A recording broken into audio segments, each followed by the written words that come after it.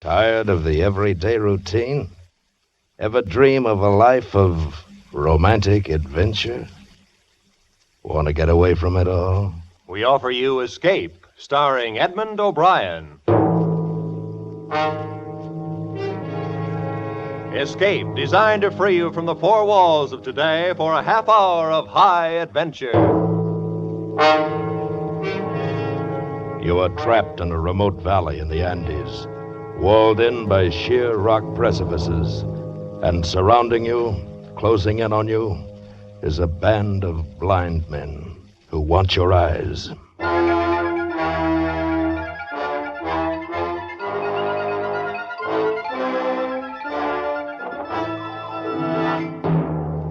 Today, with Edmund O'Brien as Nunez, we escape to the mountains of Ecuador and to a remarkable world where sight is unknown, as H.G. Wells imagined it in his gripping story, The Country of the Blind.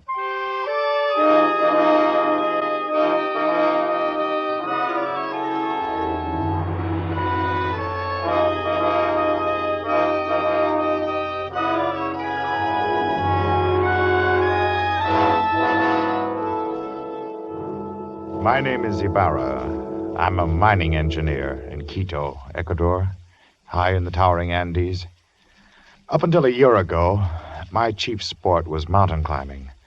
My last climb was an attempt to scale the remote and forbidding peak of Parascotopetl, a 20,000-foot crag unconquered by man. It is unconquered still. 3,000 feet from the icy summit, we turned back and fled for our lives. All of us escaped except one, a guide named Nunez, who slipped over the frightful precipice and disappeared in the vast chasm yawning 10,000 feet beneath us. The horror of that man's fall has terrorized my dreams for a year. Because of it, I've forsaken mountain climbing for the rest of my life. And that decision still stands, even though today I have seen Nunez. He was sitting on the steps at my shack when I arrived at the mine this morning. At first, I didn't recognize him. He was so much changed. I thought he was some ragged beggar. Is it you, Senor Ibarra? My name is Ibarra, yes. What do you want? You do not know me, senor? Well, no, well, you look like a man I knew once, but he's dead. Dead on the slopes of Parascotopetl? Nunez. Nunez. That is my name, senor. At least, that is the name I remember. But you fell. I saw you fall. Yes. It's impossible that you could have lived. Perhaps the gods of the mountains had some reason to spare me. Nunez, if we'd had any idea that you were alive, but you went down thousands of feet. We couldn't even attempt to find your body. I know. I do not blame you. You could not have reached me. And if you had, I should not have welcomed you. At first. But then, later. What do you mean? Senor, you will not believe what I have to tell. I can hardly believe I'm seeing you, talking to you. Tell me what happened to you. You remember that night, the night I fell? We had been toiling all day, inching our way up a steep ice wall. And as darkness came, we found a narrow ledge, barely 3 feet wide.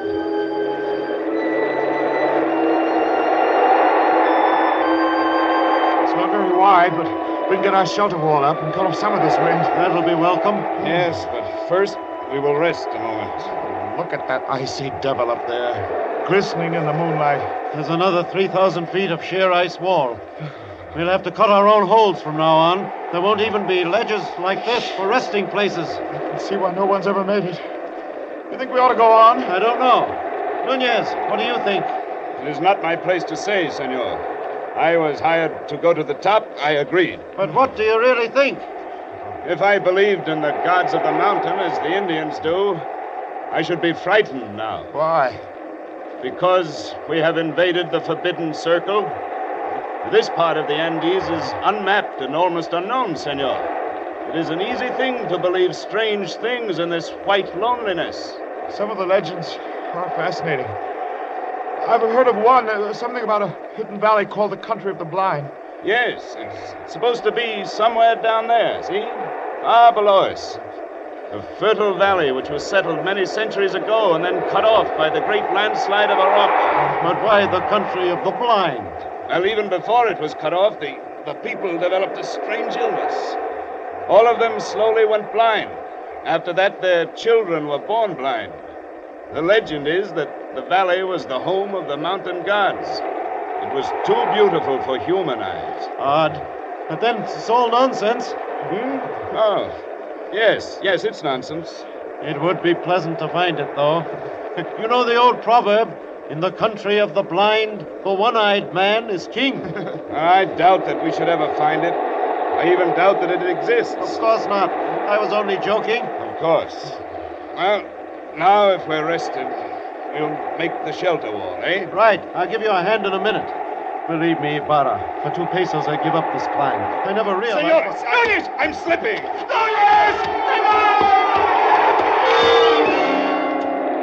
In one horrible instant, my foot slipped on the treacherous ledge and I had gone over. I slid down the icy slope for perhaps 200 yards, digging frantically with my feet, with my hands, for some kind of hold. And then I went off, falling far out into the icy black night, falling down. I fell perhaps 1,000 feet, and then I felt the heavy, stinging impact of snow. I'd fallen onto an almost perpendicular slope, and once again I was sliding down, tumbling over and over. But now, around me, over me, an immense avalanche of snow was rumbling, sliding with me. Suddenly I realized that my own motion had almost stopped, and it was the snow that was moving. I was riding the avalanche. At almost the same moment, I went over the second precipice. It was higher than the first, much higher, perhaps 4,000 feet.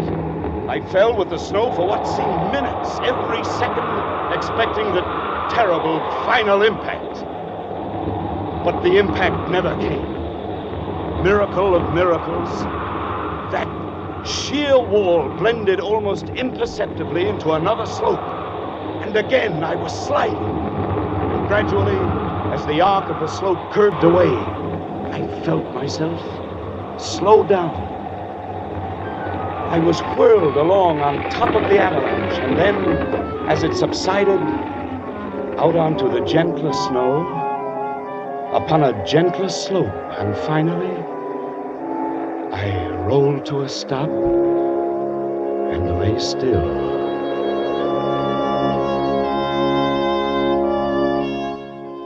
When I awoke, it was morning, and I was covered with snow. I shook off the cold white blanket, rolled over on my back, and looked up. My heart almost stopped as I saw from where I had fallen. The mountain towering 10,000 feet above me. Carefully, I felt myself. My clothes were torn. I was bruised and bleeding. I ached in every muscle, but I had not broken a single bone. I lay there and offered up a prayer to the gods of the mountain.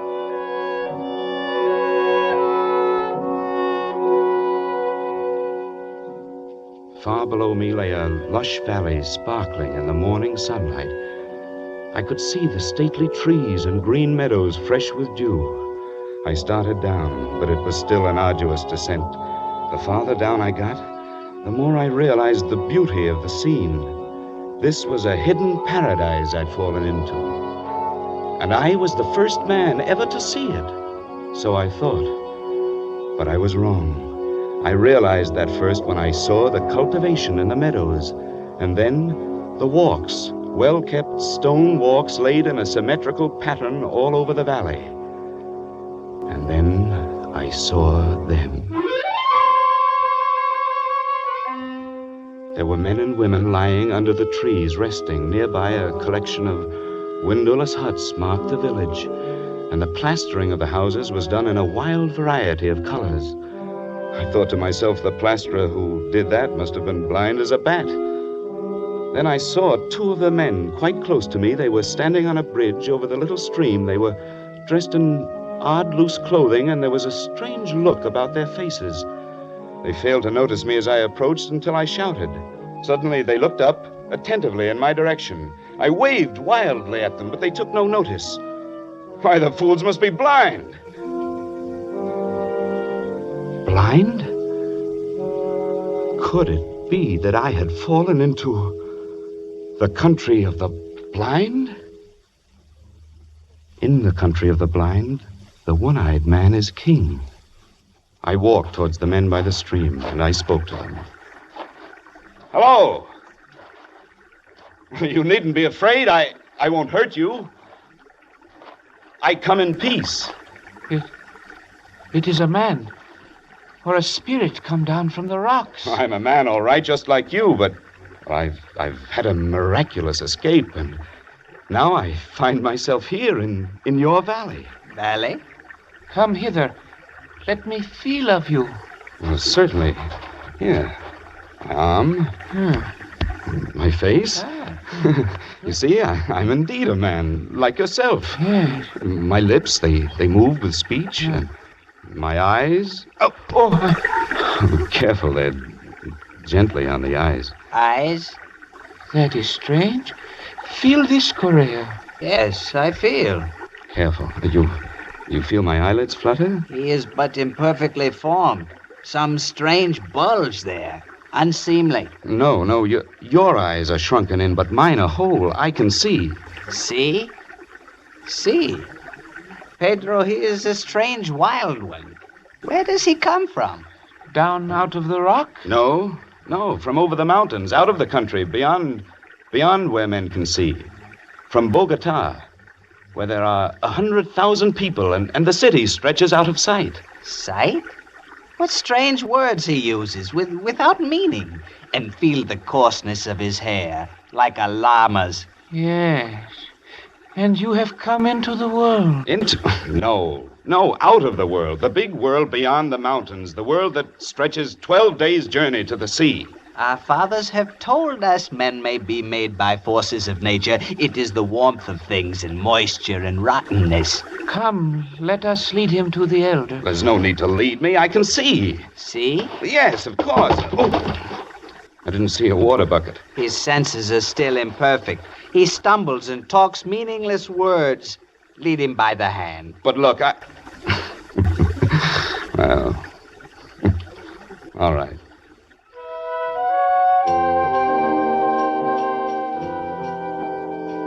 These people had been blind for centuries.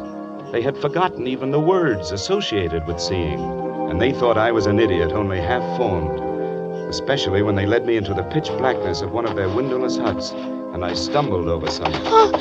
Oh, 1,000 pardons, Medina Sarote. It is nothing. He is a clumsy one. I'm sorry I fell down. I couldn't see in the darkness.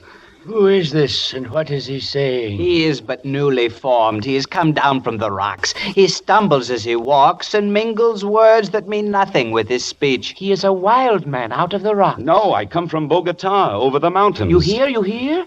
Bogota. He uses wild words. His mind is hardly formed. He has only the beginnings of speech. Bogota? Yes, I come from the great world where men have eyes and see. That must be his name, Bogota. He stumbled twice as we came thither. He must be taught. Now, don't you understand? I can see, but not in the dark. To you, darkness or light, it's all the same. But to me, to us who can see, to us outside in the world beyond the mountains... Mountains? What are mountains? Well, very well, then, beyond the rocks. There is nothing beyond the rocks. That is the end of the world. Oh, but surely you must realize that the sky above covers more than this valley. Sky? Above? There is nothing above but the roof of rock. He is very raw, my children. He shall have to be taught from the beginnings. Take him away, feed him. It shall be done. But guide him. See that he does not stumble over my daughter again. Do not fear, Father. I shall guide him myself and feed him. Very well. Come, take my hand. Well, thank you. It'll be a pleasure to get outside again out of this darkness. Come this way. Oh, thank you. And what is your name? Medina Sarote. Mine is Juan Nunez. And I... sunlight. This is better. And now I... Well, you're beautiful. I cannot tell what a wonderful thing you are to see. Please, I'm afraid for you. Afraid? Yes. If you do not learn quickly and cease speaking such strange words, they may not be so kind to you. They might be angry. They might even destroy you.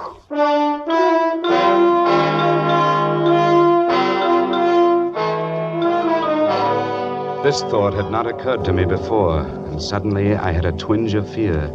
Still, the proverb kept running through my mind. In the country of the blind, a one-eyed man is king. But try as I would, I could not make them understand my wonderful gift of sight. They simply could not comprehend it. Worse, they were not impressed. They thought me stupid and untaught, almost an idiot. Day by day, I learned their peaceful ways, but they could not learn mine.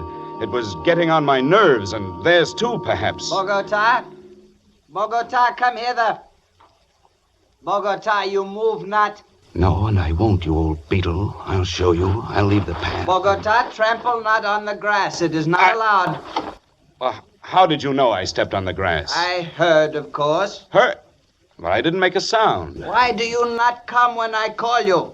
Can you not hear the path as you walk? I can see it. There is no such word as see. Cease this folly and follow the sound of my feet. My time will come. You will learn. There is much to learn in the world. Has no one ever told you, in the country of the blind, the one-eyed man is king? Blind?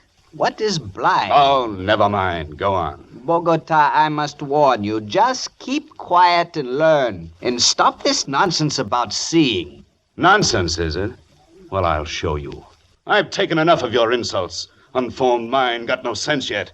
I'll be king here. I can see and I'll be king. Bogota, stop it. No, I'm through with your orders. I'll show you what an advantage sight can be. I can hit you, hurt you, and you can't see me to strike back.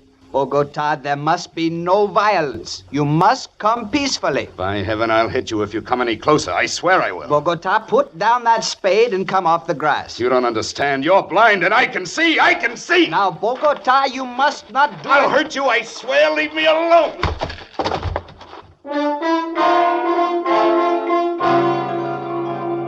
I hit his arm, turned and ran over the wall, outside their valley, back to the rocks, to the precipitous cliff I'd come down. But when I reached that sheer rock wall, I knew there was no place to go.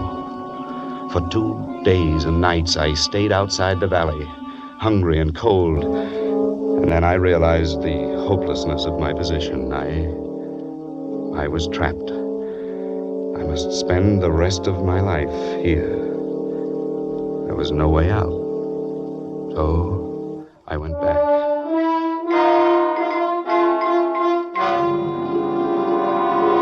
I confess I was mad. I admit I'm only newly made. That is better. And you still think you can see? No, that was folly. The word means nothing less than nothing. And what is overhead? Rock. There's a roof above the world, a roof of rock and very smooth. Very well. And now... Look, before you ask me any more, give me food or I'll die. Very well, give him food. Yes, Father. And after that, the most menial tasks in the village. Guard him well, and perhaps he shall learn yet. Thank you.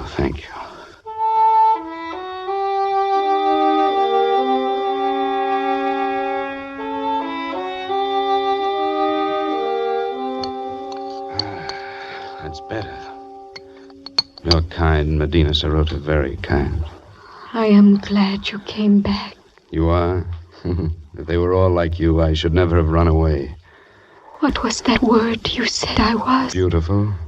It means something nice. Something very nice. Medina Sarota, why is it you have no husband? I have a disfigurement. These long hairs. Your eyelashes? But they're beautiful. They're considered a disfigurement. Why, you're the loveliest girl in the valley. But they wouldn't know, would they? And so you have no lover? No. Medina Sarota, what do you think of me? Do you think of me as an idiot like all the rest? Oh, no. You have much to learn, but You will learn it, I'm sure. And you are kind and gentle, and your voice is soft. You speak the words that are soft and warm. No one has ever spoken such words to me. I shall speak them often, Medina Sarota. You are the only one in this valley, in this world, I care for.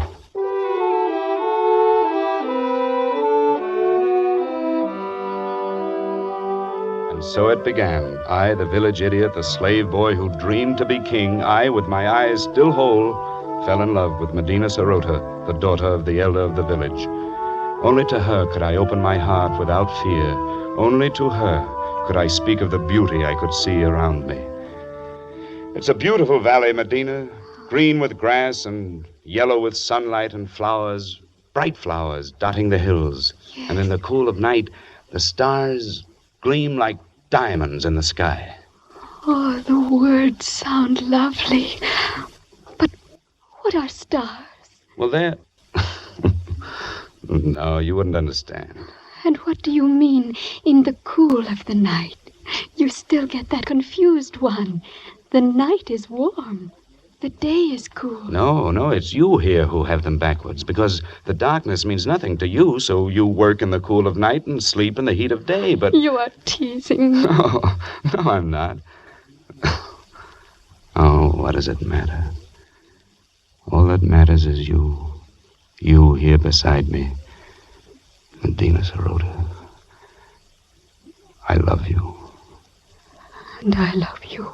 I know they still think me an idiot, but you listen to what I say, and you don't think me an idiot, do you? Oh, I like to hear you speak.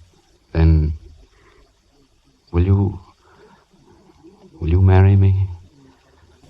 I would be very happy.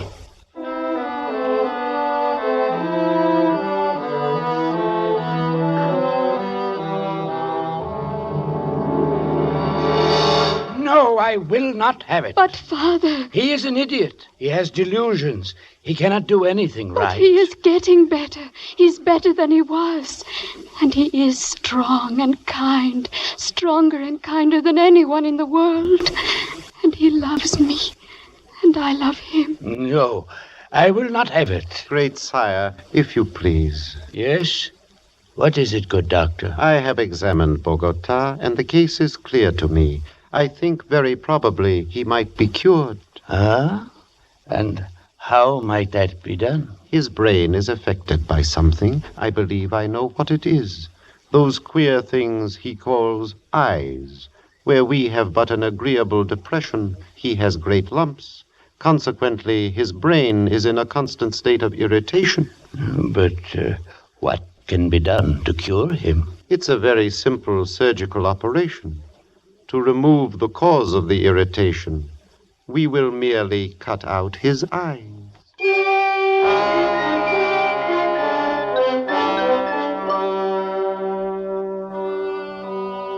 But they say it will make you well. You don't understand, Medina Sarota. My world is sight.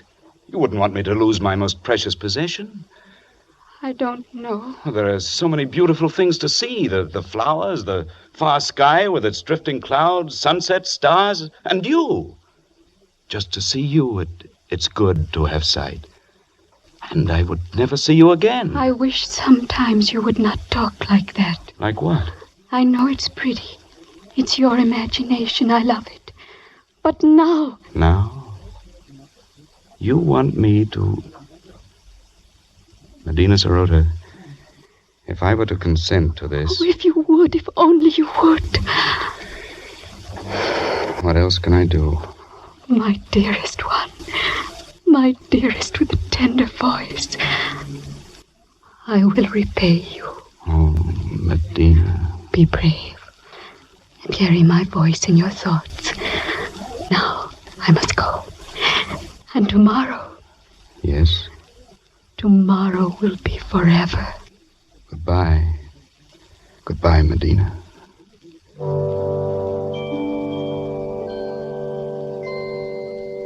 I suppose I knew it then when I said that. I only meant to go up on the rocks and look out over the valley, to spend my last day feasting my eyes on the wonderful, beautiful world of light and color. But when I got there, it was too beautiful, too lovely. This valley, this home of the mountain gods, beautiful and forbidden.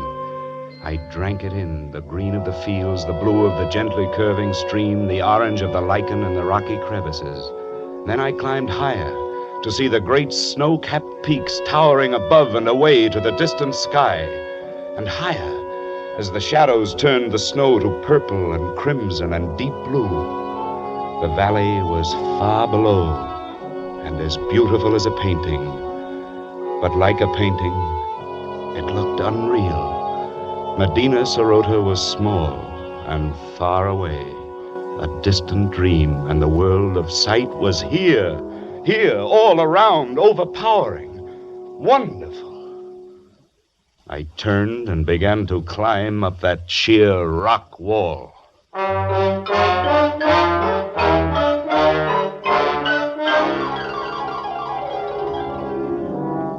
How many months it took me to make my way out over those mountains, over glaciers and snowfields and sheer precipices, I cannot guess.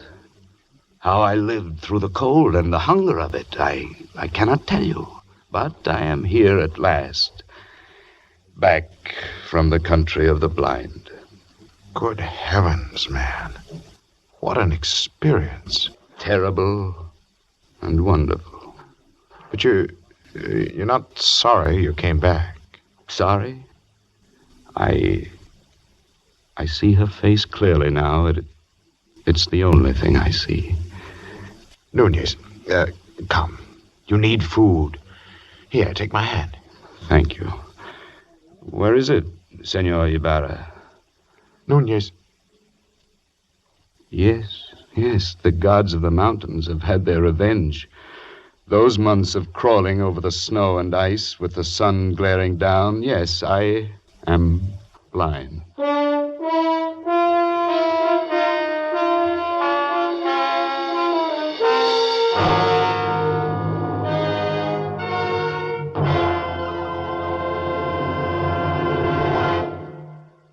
Escape, produced and directed by Norman Macdonnell, has brought you Edmund O'Brien in The Country of the Blind by H.G. Wells.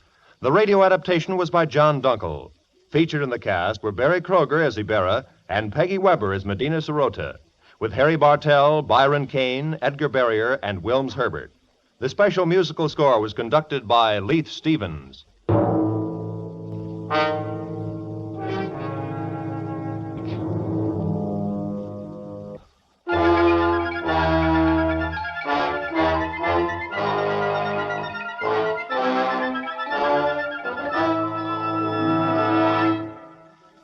Good night, then, until this same time next week, when once again CBS offers you Escape. This is Roy Rowan speaking.